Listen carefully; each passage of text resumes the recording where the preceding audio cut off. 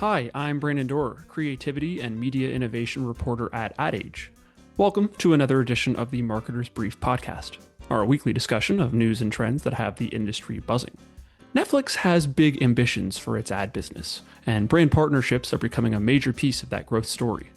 The streamer has projected its ad revenue will double to $3 billion this year, helped by co-created campaigns tied to some of its biggest IP, from McDonald's ads in the style of Stranger Things and K-pop Demon Hunters, to Jake from State Farm showing up in Running Point. On the latest episode of the Marketer's Brief podcast, Netflix VP of Global Brand Marketing and Partnerships, Magno Heron, breaks down how those deals come together, why they remain a key part of the company's upfront pitch, and how Netflix is thinking about reaching younger fans beyond its own platform. Before we hop into the interview, I want to call your attention to a new awards program. Ad Age Midsize Brand Leaders honors senior, in-house marketing leaders making a difference at mid-market brands, typically companies with $50 million to $1 billion in annual revenue. Does this sound like you or anyone you know? Find out more, including how to enter, at adage.com/midsize leaders.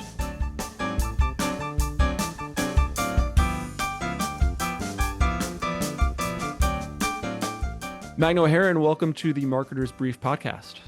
Thanks for having me, Brandon. It's good to get a chance to connect with you.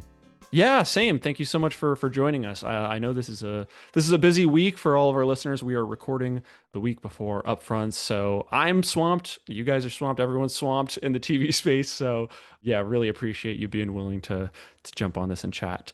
All right, well, let's start to jump in and chat. So I know since the start of the year, you have helped lead a number of campaigns and brand partnerships between Netflix and various brand partners. There was a McDonald's K-pop Demon Hunters collaboration recently, Bridgerton and Dove, Running Point, and State Farm, and a variety of brand partners, actually.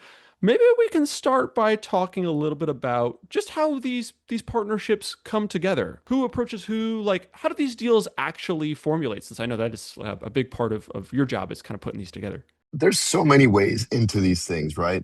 There's certainly the stance of like where we are very proactive about it, where we take a look at a script and we identify moments, and then we think about potential brands that have either done interesting work in culture or are willing to take big risks, and then we approach them with an idea, and it kind of goes from there.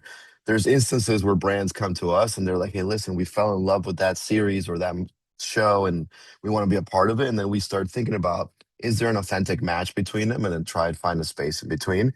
And then the running point, because you mentioned upfronts, is a really interesting one because it was a conversation with the State Farm team at our upfronts with Bella, actually, our chief content officer, and that sparked this conversation. And then we landed where we landed. So there's multiple ways in, but at all times it requires a lot of like understanding of the brands and what they're trying to accomplish, understanding the series, the fandoms associated with them, and trying to find these unique intersections that you couldn't do with any other brand.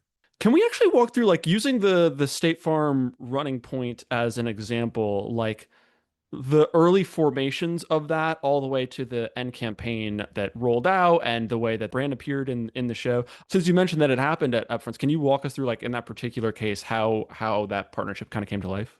Yeah, I mean, look, I think State Farm has done such a good job of being really part of the sports world, right? They show up in and around all sorts of events.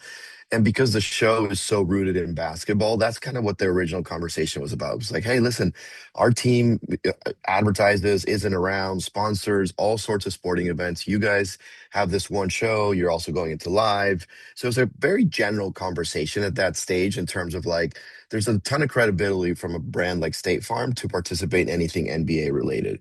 And then the interesting stuff happens where like we have an internal creative team that's really dedicated at finding those unique intersections that might make sense, trying to connect culture and conversations that are happening in the world with what's happening in the shows themselves. And that's where the idea that Jake himself was such an iconic character. Like you see him walking around any one of these sporting events and he's a celebrity in his own right. And then the idea and the premise of the show itself, is like it's this band of misfits, right? That in any given moment, they're a liability to the team, to themselves. And Isla is trying to kind of wrangle it all together. And that's where the spark came about of like, Wow, we could bring in Jake and pair him with Travis, who is like the biggest liability to the team, and build a whole campaign around that. And the appearance in the show itself is just a cameo, is just a nod to the fact that he's there. And then the storytelling really happens in the campaign that was created afterwards. Do these partnerships, do you guys always handle that in-house? Do you ever work with agencies or other partners on kind of forming these partnerships? No, we actually work with collaborate with partners. There was a partner on that one. We have an in-house creative team, and sometimes we do take the work on. Other times we just partner really closely with the creative agency and the brands themselves, and we share what we each bring to the table. So our team is very much rooted in a creative bar that we think is going to resonate with the fans themselves of the shows. Really deep understanding of the themes, the characters, the storylines that happen in our characters, and how the fans react to that. And then we work with the brands and sometimes their agencies in terms of like they have the best understanding of what the brand stands for and what the brand is trying to accomplish. And so that's where that like beautiful marriage comes together. Right, totally. Yeah, that makes sense. I actually want to talk a little bit in a bit about Netflix's bar, right, for these partnerships, especially since this episode's going to be running during Upfronts week. And really quick, first, can we talk about how the process of like a partnership with State Farm and Running Point, right, integrating the brand to into the show, how does that maybe differ from a different type of partnership you guys sometimes do with brands where you will like a K-pop Demon Hunters McDonald's situation where you will kind of co-create an ad maybe in the style of the show. Are there significant differences if you're trying to integrate a brand into one of your properties versus kind of just co-creating like a spot and a campaign together? Yeah, I mean, I think they're similar in some ways, right? They're similar in the fact that we always want to be idea led. We always want to make sure that there's something to tell the fans of the show or the people that we're trying to reach that makes sense. And then the integration piece just requires that extra layer of authenticity, right? It's just if we're gonna put it into a show, it has to make sense for the storyline and it can't be disruptive. And so we work really upstream at the scripting stage with the creators of the shows themselves to understand where something might make sense or not. In the case of Jake, it just made sense because, like I mentioned, he's so endemic. He does show up to basketball games, and his cameo was very much in that vein. He was showing up at a basketball game, nod from Isla and the crew, and then the storytelling happens in the campaign themselves, which are always co-created, right? So for us, the integration is just one element of a potential bigger campaign rooted in a single idea that we think is going to resonate with the fans of the show itself. Got it. Okay. Okay. So what is, I guess, the more common form of partnership for Netflix right now? And I guess what is Netflix more interested in, like from a brand perspective? Maybe we could talk a little bit about like is Netflix's need changing in terms of what it looks for in a brand partner, or what are you guys looking for from your brand partners these days? It's interesting because our premise has stayed pretty true for the past several years, actually. We're just kind of been able to do it now at scale because the slate is so interesting, because we've gotten more traction in the market. And you hear this all the time, right? People seek authenticity. People seek to do things in a way that makes sense for the fans. You don't want a logo slap. All these things you hear out in the marketplace. But what I think we've been able to do is prove it out in the executions themselves. And that's why we pay so much close attention, and we have this internal creative team and the folks that are talking to the brands themselves understand that you can't just say you want to be authentic to a specific piece of show or a fandom and do a partnership. You have to actually deliver on that promise. And so the ambition hasn't changed or the need hasn't changed. We're still seeking partners that want to take a big swing, that want to tap into the cultural conversation around these shows, that want to do it authentically, and most importantly, that want to co create with us. And then from there, we have all these different levers now, right? We could advertise on the ads tier and put an ad right in front of the show. And what would that look like in the context? How does that then translate to something that happens on social? If we do an integration because it makes sense, how does that then connect to the broader story and campaign that we're trying to tell? So the root of the campaigns and the essence of what we're trying to accomplish is the same. It's just now we have more levers at our disposal to build these campaigns and make them travel in different ways. Yeah. Can you go into a little bit more detail about sort of the bar that you set for brand partnerships? You mentioned, right, you want brands that are going to really tap into the culture around the show. Like, can you give some examples of like what tangibly do you actually look for in terms of brands being willing to engage with the show beyond just like throwing a product into the background? Yeah, so it's actually, initially sometimes a painful part of the discussion, right? We spend a lot of time on the strategy portion of it because we're always seeking, creativity over volume. We want to make sure that we have the right partners that are going to provide the right level of impact for the show itself, but also for the business needs of these brands that want to participate with us. They come in with KPIs, sometimes it's sales metrics, sometimes it's brand lift studies or affinity and things like that. And we want to understand that very deeply before we even get into any creative conversation or agreement that we will participate together. Once we understand that, we go into this phase of like co-creating a nugget of an idea. Do we have territories that make sense? Does it feel authentic or not? And in that process, you start understanding what brands really want to take this on, what brands just really want to give their logo and have us just run it all over the show. And that is an interesting process in itself that takes some time. These partnerships take quite a bit of time, like 18 months out. 12 months out would be a scary one to take on, right? You think about something like McDonald's and the amount of details in every single element that went into that. That takes time, that takes collaboration, that takes collaboration with Maggie and Chris, the creators, to make sure that they have their touch on what the campaign is itself. So it really is about spending that amount of time up front, understanding what brands are trying to accomplish, and then making sure that we have the right fit to work together. So we're not afraid to say no. And that's sometimes an unpopular opinion. And it's really not about being elitist or anything. It's other than like, we want these campaigns to work, and we have a really good pulse of what the fans of the shows or films themselves want to engage with. And we just want brands that want to take part of that. What are the reasons you most commonly like have to turn down a partnership so that listeners can maybe avoid like some of that stuff? Yeah, the biggest ones are like when it's obviously not a natural fit for the show, right? And again, it might be that that opportunity isn't right, and we always keep the door open to come back to the table. But like, an EV and a Bridgerton in the show will never make sense, right? That's a fairly obvious example, but you'd be surprised sometimes these things come up. And so it's about really like, you know what, that might not make sense for this opportunity, but let's figure out another moment that does. And the other one really is like, does the model make sense? Like, do you guys want to spend as much time collaborating on these things and making sure that we have the right storytelling? And sometimes the answer naturally comes out. And it's like, you know what, not just yet, but let's come back to the table when it really makes sense against some business objective that they might have. So the door's always open. We're always taking conversations. We're really excited about upfronts, and the conversations will come, and we'll highlight some of these examples.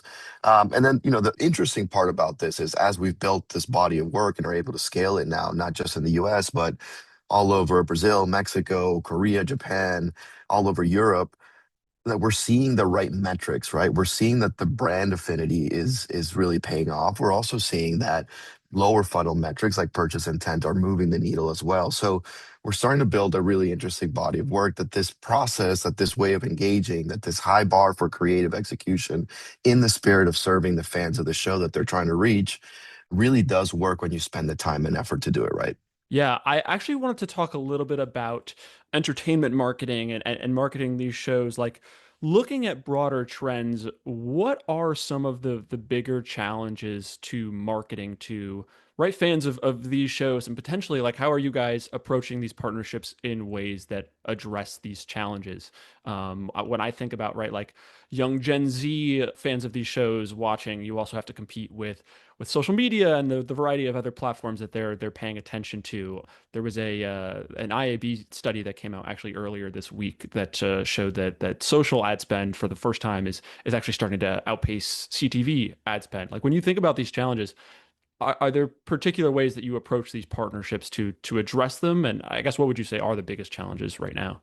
Yeah, I mean, I think you have to really understand the audience that you're trying to serve, right? And I think for us and why we think about all the levers that we have at our disposal, what does an ad on Netflix look like? What should that be? And that, in our mind, should be as entertaining as the content itself, right? And that's a starting point for us. So if you're watching something on Netflix, you want to be entertained, and so we really think about what that could look like. But then we think about these bigger 360 campaigns that we work with partners on, and how does it live on social? It's not the same ad that you would run ported over, but there's got to be an element to that that lives there, right? So the McDonald's campaign is a good example where we really thought about every touch point. What does the custom animation look like? What does the music video that we revealed at the end look like? And how does that get distributed through the McDonald's channels as well to reach the right audience? How do the collectible cards take form? And how do we follow that collectible card way of operating and making sure it's authentic to that? So the biggest challenge really is that all the consumers and fans of the shows that we're trying to reach are so sophisticated in the way that they engage, and it's up to us as marketers to really meet them where they are in the channels that they're speaking. So we take great pride and effort in trying to make sure that we at every touch point have something that adds value to their experience and it isn't distracting from what they're actually trying to do, which is engage with the shows or characters themselves. Yeah, I would imagine this varies from campaign to campaign, but what actually is like Netflix's media mix look like these days? It is like you said, Brandon, super partner dependent. And again, it starts with that early phase where we're like understanding what the goals are, what we're trying to accomplish. There's no doubt that when you put an ad on Netflix or right in front of the show itself, if you're able to tell the right story, then it's going to resonate quite well. It's going to set you in the right mind frame to then watch the show.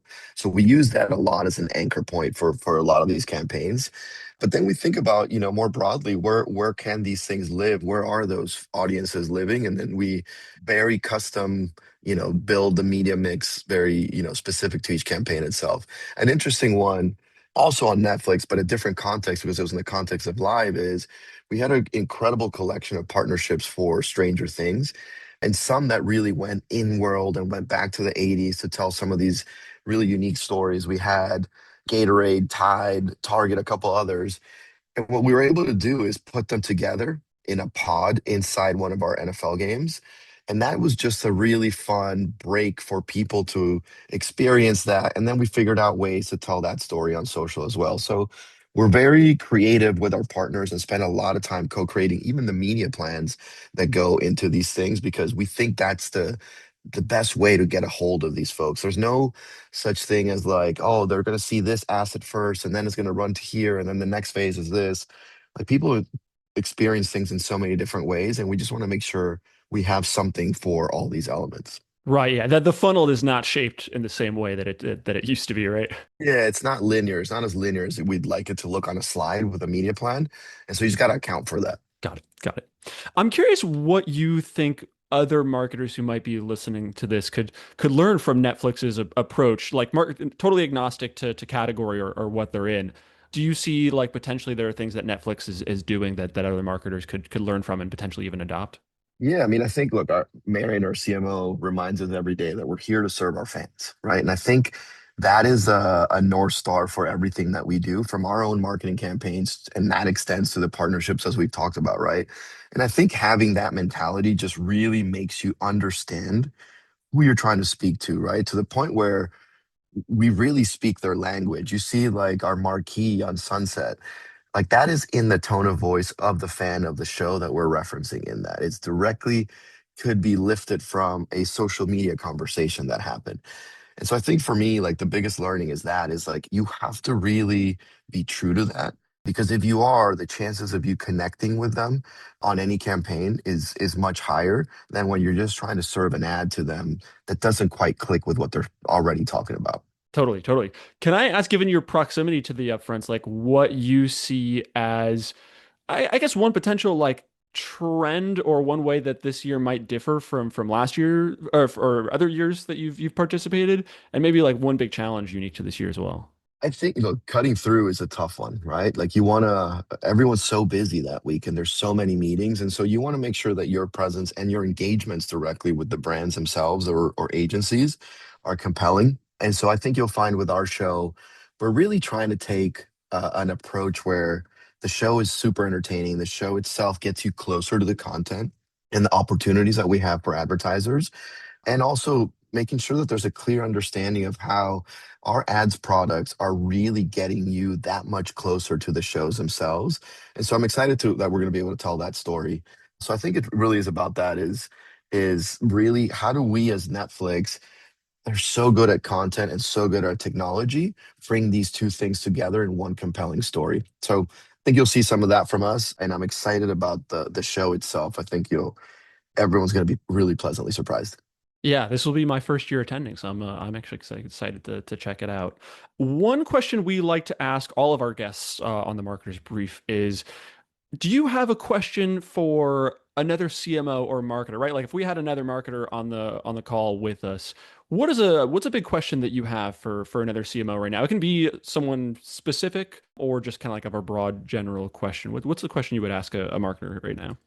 There's a lot of conversation around what is the right mix between brand building and performance marketing. And I'm always very curious to understand and the answer changes from CMO to CMO and obviously from service and product to product.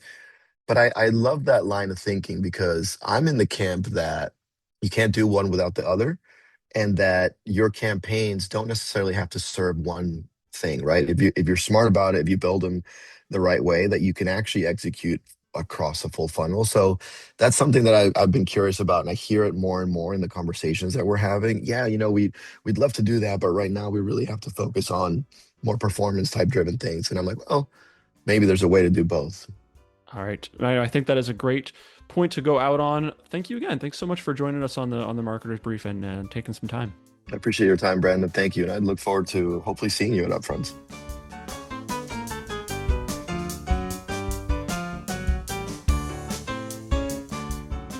That was Magno Heron, VP of Global Brand Marketing and Partnerships at Netflix.